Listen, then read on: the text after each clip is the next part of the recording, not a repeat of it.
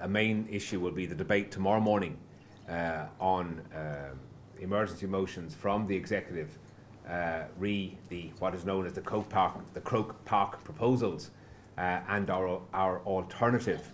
The message that we will be conveying tomorrow is that the executive is recommending a no vote. 2 members when we start our balloting next week, and it will run for almost 3 weeks. And in recommending a no vote, we do not believe, or we do not subscribe to the view that a no vote is a vote for industrial action. What we're saying is that this agreement is a bad agreement for the health service. It's a bad agreement for patients. It ties the health service, both from a HSE point of view and staff, into the type of cuts which we believe wholly compromise patient care. And what we're saying is that in voting no, we'll be bringing forward an alternative vision, an alternative set of changes for the health service, which, recognising the economic environment in which we live, will deliver and maintain frontline services in a position they can meet the demands being placed upon them.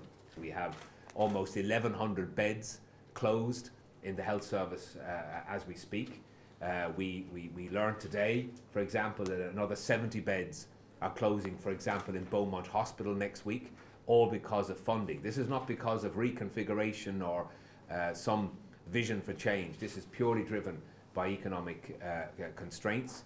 That's a hospital at the moment is under severe pressure from A&E in terms of the volume of people coming through. So we have other providers telling us that other managers telling us that they can't get agreement to fill vacant posts, with the result that they're having to curtail or suspend or close services. And the Croke Park proposals, as they're currently construed, not just talking about the pay, we're accepting pay is not going to come back in 2010. What we cannot accept is that we would tie ourselves in to 6,000 job losses, 3,000 bed closures over the coming years. And we have an alternative, and we will not be calling upon members to escalate their industrial action when they say no. What we will be saying is say no on behalf of patients, say no on behalf of yourselves. And having said no, we'll then be challenging the Minister, the Department, the Government and the HSE to come back to the table to agree an alternative way of maintaining a quality assured public health service, rather than that which is outlined in the Croke Park deal, which is quite plainly a blunt cut, slash and burn the health service to live within the monies available, regardless of the hurt that's caused to patients or the extra workloads that accrues to staff.